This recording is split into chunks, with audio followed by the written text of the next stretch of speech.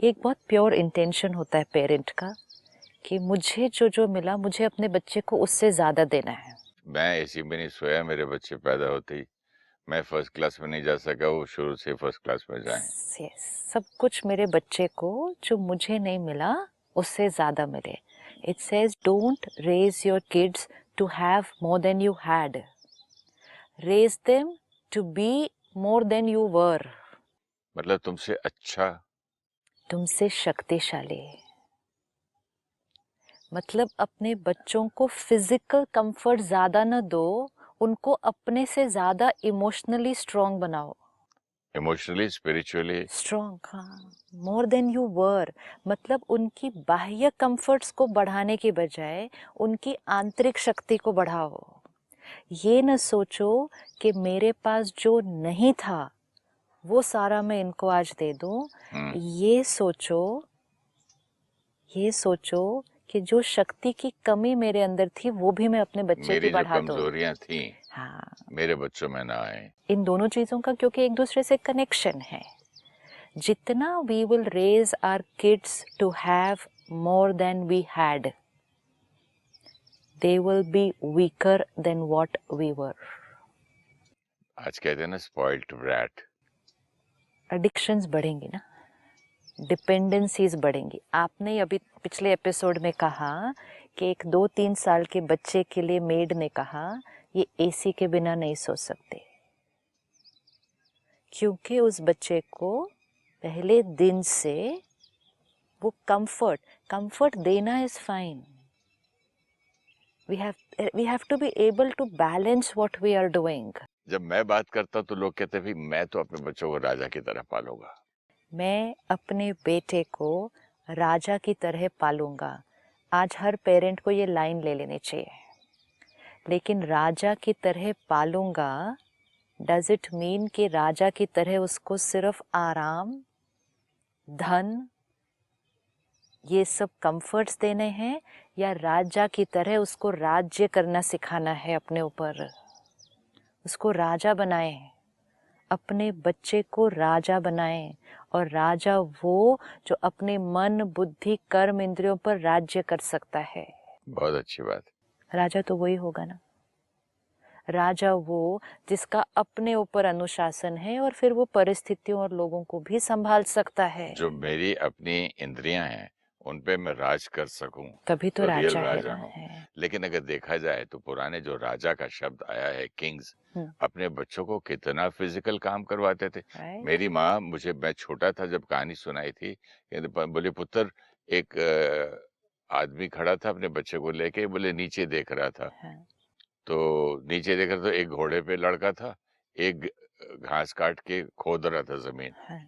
तो बोल बेटा उसका कौन सा हुआ? तो मैंने बोला वो तो नेचुरली जो घोड़े पे है। बोले नहीं, वो बेटा उसका वो है असली, जिसको प्यार करता है, वो जो जमीन खोद रहा है, खेती लगा रहा है। मतलब जिससे वो मेहनत करवा रहा है, जिसको वो अलग अलग वातावरण में रहने की आदत डाल रहा है, जिसको वो लाइफ के उतार चढ़ाव को फेस करने की ताकत दिला रहा है, वो उसका बेटा है। और उसको कल मालूम भी होगा कि गरीब किसान कैसे मजदूरी करके कमाता है, खाता है, तो उन पे फिर जुल्म भी नहीं करेगा फ्यूचर में। यस। तो पहले समय की जो आपने बात की कि राज्य घराने के बच्चों को भी तो गुरुकुल में भेजा जाता था ना। सही बात है। वो आश्रम में रहकर पढ़ते थे। वो एसी कमरों में और एसी स्कूल बसेस में और एसी स्कूल्स में नहीं पढ़ते थे, वो गुरुकुल में जाके पढ़ते थे। राजा का बच्चा राज्य भाग्य के आराम छोड़कर जंगलों में, आश्रम में रहकर जाकर क्यों पढ़ते थे? राजा का बच्चा है, राजकुमार है, उसके आसपास कितने सारे दास दासियां जो उसके कहने पर हर काम करेंगे। उसको तो पानी का ग्लास भी अपने आप उठाना नहीं पड़ेगा। और उसको बचपन से गुरुकुल में भेजा गया, जहाँ उसको लकड़ी भी काटनी है, खाना भी अपने आप बनाना है, पानी भी लेकर आना है, पढ़ाई तो करनी है, लेकिन ये सारे काम भी अपने आप करने हैं। क्यों? राजा का बच्चा है। तो राजा अपने बच्चे को सही मायने में राजा बना रहा है, क्योंकि राजा वो जो स्पिरिचुअली एंड इमोशनली स्ट्रांग है, क्योंकि राजा को आगे जाकर प्रजा को चलाना है ना। जो नॉट ओनली दैट, उसको हर चीज का एक्सपीरियंस भी होना चाहिए, अनुभव। शासन, शासन जिसने करना है, शासन, अनुशासन के बिना कोई शासन नहीं कर सकता। अपने ऊपर राज्य करे बिना प्रजा को नहीं संभाल सकता। लेकिन अगर वो राजा का बच्चा खुद छोटी छोटी आदतों का गुलाम है, छोटी छोटी आदतों का गुलाम है, तो वो प्रजा पर राज्य कैसे करेगा? तो इसीलिए राज्य घराने के बच्चों को स्ट्रॉन्ग बनाने के लिए, physically strong, emotionally strong, intellectually strong and most important spiritually strong. क्योंकि जब स्पिरिचुअली स्ट्रॉन्ग होंगे, आत्मा स्ट्रॉन्ग होगी, तब बाकी तीनों चीज़ें होंगी, emotionally, physically, intellectually, socially strong. ये सब कुछ बनाने के लिए उनको तो राजघराने के कंफर्ट से दूर भेजा जाता था, बिगड़ जाएंगे नहीं तो। They have to learn everything, and most important, they have to learn to be in every kind of situation and every environment. Strong उसी को बोलेंगे हम। इमोशनली स्ट्रॉन्ग किसको कहेंगे? जो किसी भी वातावरण, कैसा भी व्यक्ति, कैसी भी परिस्थिति में रहता हुआ स्टेबल रहेगा, उसी को इमोशनली स्ट्रॉन्ग कहेंगे। रिएक्ट नहीं करेगा, स्टेबल रहेगा, अडेप्ट करेगा, एडजस्ट करेगा उस वातावरण में और लोगों के साथ जिएगा। तब वो व्यक्ति रिश्ते भी निभा सकता है, करियर के उतार चढ़ाव को भी फेस कर सकता है, क्योंकि उसको सब वातावरण और लोगों के साथ रहने की आदत। ये आदत कब पड़ेगी? आज से कुछ 50 साल पुरानी बात है। मेरे पिताजी के मेडिकल स्टोर था, उसमें मैं ऐसे बैठा था, तो एक छोटा सा लड़का आया कुछ खरीद मांगने के लिए। बोले ये हमारी दुकान में ये शॉर्ट हो गया, तो ये हमको ये वाली दवाई दे दीजिए। तो बिल बना दिया और ले गया वो। तो मेरा सीनियर स्टाफ वो मेरे से कहता है, आपको मालूम है ये कौन था? तो बोले फलाने फलाने फलाने सेठ का बेटा है। तो पहले तो उसकी तो 10 दुकानें हैं। तो बोले हाँ, लेकिन वो ट्रेनिंग करने के लिए इस दुकान में उसने बाप ने भेजा है। अब देखो आज दौड़ता हुआ पियोन की तरह खरीदने आया है, जाएगा, झाड़ू लगाएगा, सफाई करेगा। उसके बाप ने बोला था उसको, अपने दोस्त को, तू उसको रख अपने पास, लेकिन बिल्कुल स्टाफ की तरह, खाना भी उसको स्टाफ का ही देना। This is making your child stronger than you were, rather than giving him more than you had. This is what it is. This is a very beautiful line. आज हम सब फिजिकल कंफर्ट्स दे रहे हैं, हम चाहते हैं कि हमारे बच्चे कंफर्टेबल हो। आज हमारी प्रायोरिटी होनी चाहिए हमारे बच्चे स्ट्रॉन्ग हो। Strong and comfortable is two different things. अगर उनको उन कंफर्ट्स के बिना रहने की आदत आज से नहीं पड़ी, तो आप जीवन भर उनको कंफर्ट तो दे पाएंगे, लेकिन आप उनको आगे स्ट्रॉन्ग नहीं बना पाएंगे emotionally. That's why it's a very beautiful line. Focus and priority. Make your child stronger than you were, rather than give them more than what you had. ये तो एक मंत्र होना चाहिए आज हर पेरेंट के लिए कि हमारी प्रायोरिटी क्या है।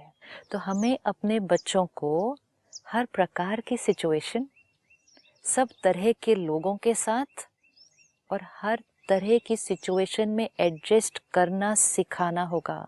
उनको सीखना होगा कि एसी में भी सो सकते हैं, एसी के बिना भी सो सकते हैं, दोनों आना होगा।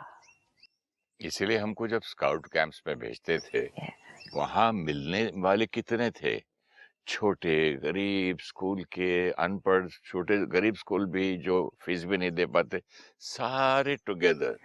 और टेंट्स हम खुद बनाते थे, पानी हम भर के लाते थे, अपना मग और वो लेके, बेल्ट लेके, वी आर ऑल स्काउट्स। इस चीज में दो चीजों की प्रैक्टिस हो रही है, हर तरह के वातावरण में और सब तरह के लोगों के साथ।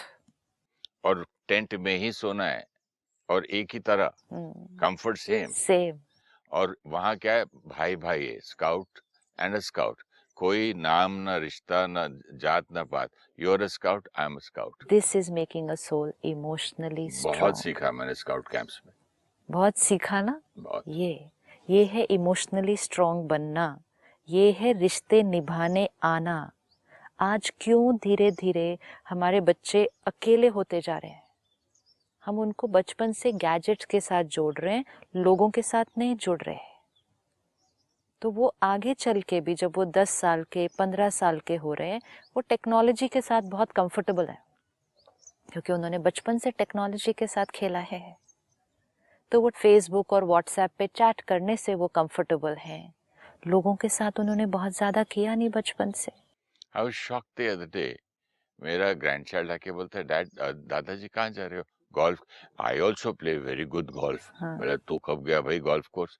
नो, मेरे कमरे में वो गोल्फ खेलने का वो विजुअल्स का है। यहाँ हवा से मारो तो स्क्रीन पे दिखता है ठाक। एक 100 एकड़ जमीन और हजारों पेड़ और रियल लाइफ का मतलब Not golf. only that, we are connecting them only to technology. Not to nature. Not to nature, not to people. Not to people. सोचो, आदतें आप कह रही थी कि वो हमारा बेटा राजा बनेगा। इट वाज सो वंडरफुल कि इतना मुझे क्लियर हुआ कि मैं तो भूल ही गया था कि पुराने जमाने में वो लोग गुरुकुल भेजते थे। आपने मुझे कितना क्लियर किया ये बात। आज हमारा एजुकेशन सिस्टम, स्कूलिंग सिस्टम बदलता जा रहा है। आज घर भी बहुत कंफर्टेबल बनाए जा रहे हैं, स्कूल्स भी बहुत कंफर्टेबल बनाए जा रहे हैं। हम सिर्फ अपने जीवन काल को ही देख लें तो स्कूल जाने का तरीका, स्कूल का वातावरण आज में और तब में फ़र्क है। Today it is more comfortable, लेकिन जितनी ज़्यादा कंफर्ट किसी को मिलती जाएगी बिना कोई मेहनत किए, उसकी भी तो आदत पड़ जाती है, आदत ही पड़ जाएगी और कमजोर कितना हो जाती है, उस comfort- फिजिकली ऑल्सो कमजोर हो जाती है। आज हम अपने आप को ही देखते हैं ना। आज हम हैं, हमें पंखे एसी की आदत पड़ गई है, ठीक है, तो हम उसके कहते हैं गर्मी बहुत है जी, उसके बिना हम नहीं रह सकते। लेकिन पास में ही एक किसान है जो काम कर रहा है ना, खेतों में कर रहा है, तो उसको उसकी आदत है, वो कर रहा है। हमें तो बड़ी तकलीफ हो रही है कि हम तो एसी के बिना बैठ ही नहीं सकते, लेकिन हमें एसी की आदत पड़ी भी कब?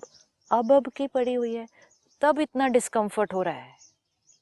जबकि हमने अपना पूरा बचपन, अपना पूरा स्कूलिंग, अपना पूरा कॉलेज बिना एसी के किया ना। हमारे स्कूल्स में, कॉलेजेस में एसी नहीं होते थे 20-25 साल पहले, ये अब की चीज़ें हैं। लेकिन वो आदतें हमें तब नहीं थी, तो भी आज हम कहते हैं कि हम धूप में गर्मी में कैसे खड़े हो, हमें तो एसी चाहिए। जिस बच्चे को फर्स्ट डे से ही सिर्फ एसी मिला हो, घर में भी एसी, फिर वो घर से कार में या बस में बैठा तो एसी, और स्कूल में गया तो एसी। क्या हड्डियों का हाल होगा फ्यूचर में। फिजिकल तो हमें दिखता है, इमोशनल क्या हाल होगा? इमोशनल डिस्टर्बेंस जो आएगी उसको कैसे फेस करेंगे? एंड मोस्ट इम्पोर्टेंट, आत्मा को हमने अलग अलग वातावरण, अलग अलग लोगों के साथ रहने की आदत तो डाली ही नहीं, तो आत्मा की flexibility, adaptability, power to adjust, ये घटती जाएगी। इसीलिए वो लाइन है, make them stronger than you were. अगर हमारे अंदर इतनी एडजस्ट होने की आदत थी, उनकी हमें इतनी बढ़ानी है। नहीं तो जो हम आज देख रहे हैं, mental health issue, addiction issue, divorce rate, ये सब क्यों बढ़ रहे हैं? Emotionally weaker souls. 20 years from today अगर हमने अपना और अपने बच्चों का ध्यान नहीं रखा, it will only increase, it will only increase. तो that's why let's take that up as our priority. अब जो हमने पिछली बार बात की, आदतें जो हमने उनको डाल दी हैं, इस तरह से सिंपल आदत हमने देखी, टेक्नोलॉजी के साथ खाना खाना। Let every parent today take their time, talk to doctors, talk to everyone that you need, and just first find out कि क्या ये आदत सही है। पहले तो ये कर लें, इंफॉर्मेशन ले लें चारों तरफ से।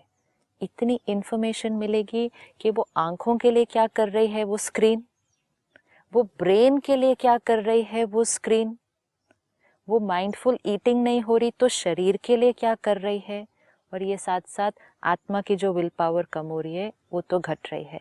ये सब चीज़ें जब हमें अंडरस्टैंड हो गई तो सबसे पहली चीज़, the parent has to take up the responsibility, ये आदत तो जानी ही है, ये लाइन हटानी पड़ेगी, ये आदत तो छूट नहीं सकती। लेकिन अगर मैं अपनी आदतें पहले कंट्रोल करूं, तब जाके बच्चों को भी बोल सकता हूँ ना।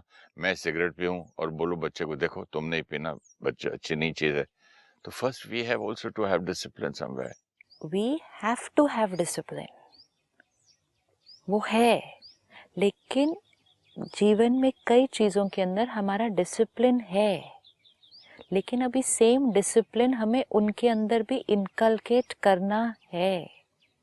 एक पेरेंट बहुत डिसिप्लिन्ड है, सुबह 5 बजे उठते हैं, मेडिटेशन भी करते हैं, योगा भी करते हैं, जिम भी जाते हैं, वॉक भी करते हैं, ड्रिंक नहीं करते, स्मोक नहीं करते, सात्विक लाइफस्टाइल है, लेकिन छोटे बच्चे को आईपैड दे के साथ में खाना खिला रहे हैं, ये कर रहे हैं। और आपने कहा अगर उनसे कहा जाए तो वो कहते हैं नहीं, उसके बिना वो खाना नहीं खाता है। नहीं, अगर उनसे कहा जाए तो ये कहते हैं, उनके ग्रैंड पेरेंट्स से कहूँ तो कहते हैं एटलीस्ट लेट हिम ईट ना, खा तो रहा है ना, पेट पे बेचारे के कुछ जाएगा नहीं तो बड़ा कैसे होगा। ठीक है, एटलीस्ट वो खा तो रहा है, मतलब हमारी प्रायोरिटी क्या है कि वो खा के वो बड़ा हो जाए, खाना मोटा हो खा जाए। ले और फिजिकली स्ट्रांग हो जाए। ये अलग बात है कि जब वो अवेयरनेस से नहीं खा रहा होगा तो वो शरीर के लिए भी बहुत अच्छी बात नहीं है, ये तो अलग चीज़ है। लेकिन हम समझते हैं एटलीस्ट वो न्यूट्रिशन अंदर तो गया। खाना खाना मन और शरीर दोनों का कॉम्बिनेशन है, सिर्फ शरीर का काम नहीं कि हमने उसके अंदर सिर्फ डाल दिया तो वो अपना काम कर लेगा। फिर भी अगर हमें लगता है कि चलो खाना तो खा लिया, फिजिकली स्ट्रांग तो हो गया, so then I need to tell myself कि I am making my child physically strong but emotionally weak. Is that okay with me? क्या ये सही है कि वो फिजिकली खाना खा ले स्ट्रांग बन जाए, भले वो एडिक्शन के वश, उस आदत के वश इमोशनली वीक हो जाए? Is this right? और ये सब हम सिर्फ इसलिए कर रहे हैं क्योंकि हम 5 दिन की मेहनत नहीं कर सकते एक आदत बदलने के लिए। और इसीलिए जो आपने पिछली बार कहा था, raise stronger kids is easier than repairing broken adults,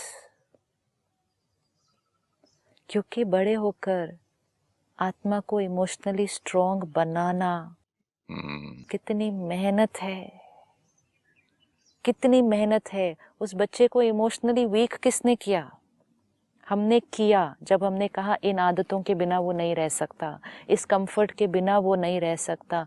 20 साल के बाद इस बच्चे को इमोशनली स्ट्रॉन्ग कैसे बनाएंगे हम?